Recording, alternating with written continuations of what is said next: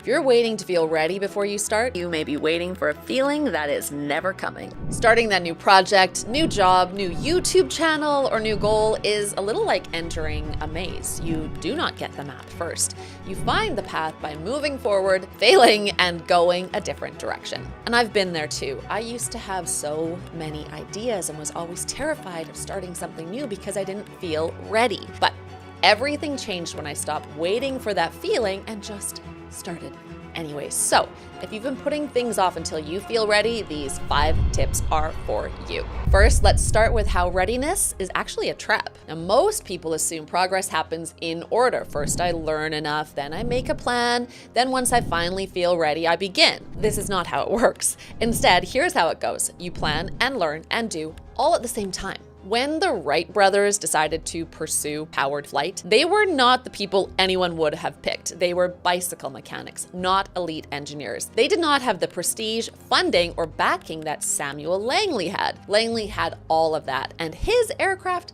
crashed into the Potomac on both manned launch attempts in 1903. The Wright brothers just kept experimenting, adjusting, and trying again, and they became the first people to pull off sustained, controlled, powered flight. Now, the reason this matters is that a lot of what you are hesitating over is actually experimental by nature. Writing the book is experimental. Starting the business is experimental. Making something new, like an aircraft in 1903, experimental, which means success prediction is actually impossible, or at least far less reliable than people want it to be. So instead of trying to predict the future, you need to make decisions that acknowledge uncertainty. There's a popular framework for this called effectuation theory, and 2 parts of it matter here. The first is called affordable loss. Commit only what you can afford to lose instead of betting everything on a prediction. But the part that really matters is what's called pilot in the plane. So the future is not something you predict correctly from a distance. It is something you shape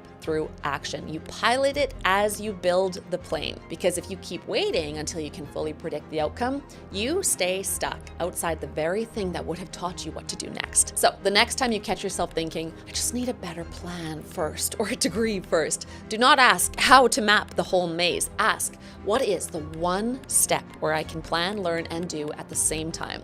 What is one version I can try without betting more than I can afford to lose? Write the first paragraph, test the first offer, have the first conversation. Because the goal is not to predict the future perfectly. You can't. The goal is to start shaping it. Number 2, you don't need to search for a better idea.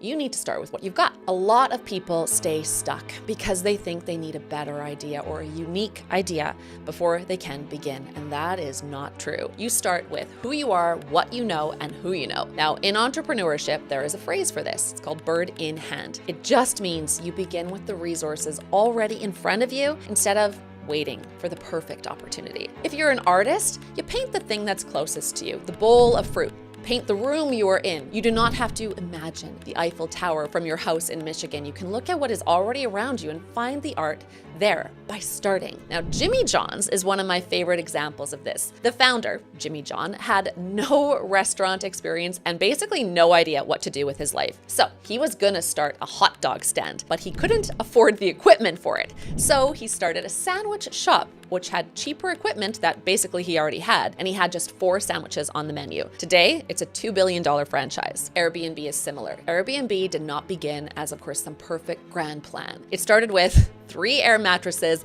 in an apartment in San Francisco during a sold-out conference. Now, in both cases, the move was the same. Stop waiting around for the big idea and use what you already have.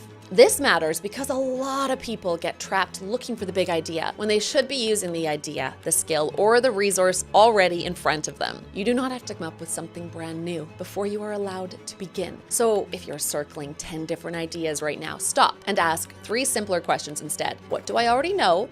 Who do I already know? What do I already have? The constraints can actually make you far more creative. So write a novel about your job. Improve on the recipe you already know. Start with the version you can actually deliver today. Because the goal here is not to wait for a better starting point. The goal is to start with what you've already got. Number 3, setting a mini deadline can get you moving faster than feeling ready ever will. So if you are standing at the start of a maze, give yourself a deadline to finish it. Better yet, get someone else to impose a deadline for you to finish that maze. This matters more than people think because a deadline does something that internal motivation often cannot. It forces the work out of your head and into the real world. It forces you to start walking the maze, which gets you closer to your end goal every minute you walk. The reason this works is that vague goals are easy to postpone. I'll start soon is not a real plan. It avoids accountability. I need this draft done by next Thursday because someone is expecting it. That is. Deadlines turn intention into consequence, and there is actual research behind this. So the researcher Dan Ariely and his colleagues found that deadlines are better than no deadlines for performance, and deadlines from external sources are even better than self-imposed ones. And now that tracks with real life too. The deadline I invent for myself is the easiest one to move. The deadline tied to an agent, a publisher, a class, a writing group, or another person gets a lot harder to ignore. So sometimes what gets you moving is not more confidence or more clarity. It is making time real. It is putting your work in a situation where there is now a date, an expectation, and a consequence if you do nothing. So give yourself a mini deadline today. Not, I should really get to this sometime. Make it real. By Friday, I will send the draft. By tomorrow night, I will finish the first page. By the end of the week, I will show someone a version of this. And if you know that you're the kind of person who will keep, moving your own finish line, build in outside pressure on purpose. Join the class, tell the client, book the meeting, get the thing onto a calendar, because once a deadline becomes real, starting gets a lot easier. Next is the 4th tip. Getting started is a lot easier when you embrace the idea of imperfection.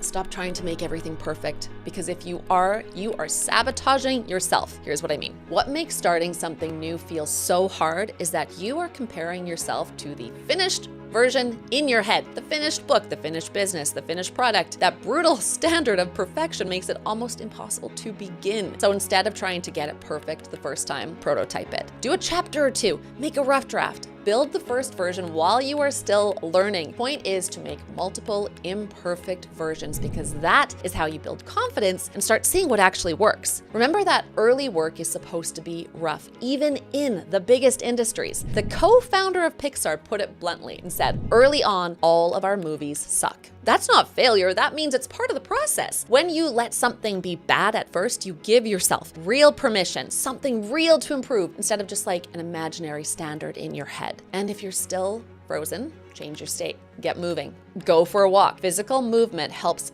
interrupt rumination, and walking anywhere has been shown to increase creative thinking. Then take the whole thing down a notch. Stop putting the thing you want to do up on a pedestal. And lastly, laugh. Seriously, a lighter mood makes it easier to create. So watch something funny, loosen your grip on the outcome, and make it easier to begin. People often make the mistake of forcing perfection in their first attempt, but that is just way too much weight to carry. They act like the first version has to prove that they are talented, original, qualified, ready. But that is an impossible standard. You know it is, and it makes you feel stuck and like a failure. So if you are stuck, make the first version smaller, rougher, easier to begin. Write 1 paragraph, sketch 1 draft, build 1 rough prototype. If that still feels too heavy, then break the task down even further. And if you're still frozen, change your state. That means move your body, lighten the mood. Watch something funny if you need to. Do not ask whether the first version is good enough. Learn to embrace imperfection now and get really comfortable with it. You can make it perfect later. Here's my 5th and final tip.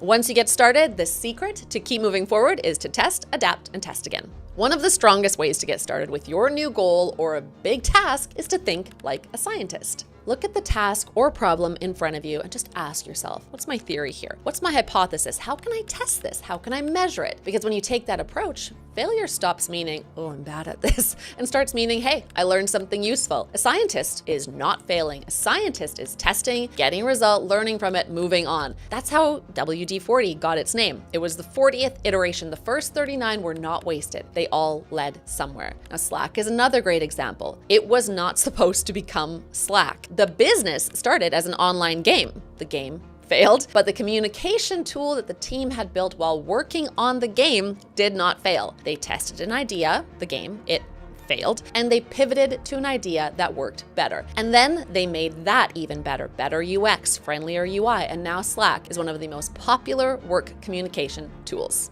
This matters because starting is not a one-time event. Every new level brings a new beginning, and there's an advantage to being new too. When you do not know every rule yet, you are often more willing to try fresher ideas and ask the kinds of questions that drive innovation. Why does it have to work that way? What if we combine these two things? Why not just try this? Those are outsider questions, and they sound naive right up until they lead to something better. Now that is part of the outsider advantage. So the deeper skill here is not just starting once, it's getting good at being new. It is learning how to test, learn, adapt, and test, or begin again before doubt hardens into delay and into no movement at all. Being new is a skill that carries the world's most successful, resilient people through life. So treat your next move, goal, or problem like a scientific experiment. Write down your hypothesis, decide how you will test it, decide what result you're looking for, and decide in advance what you will do if the first version does not work. Then, when you feel yourself stalling out because you do not know enough yet, use outsider questions. Why does it have to work that way? What if I combine these two things? Why not just try this? Those questions can get you moving again. Whatever you are afraid to begin now is not the last new thing you will ever have to do. It's practice. You are building the skill of beginning again. And the stronger you get at that, the less power not ready yet has over you. That's how to start before you feel ready. And if you want to learn how to think more clearly once you do start, check out this next video.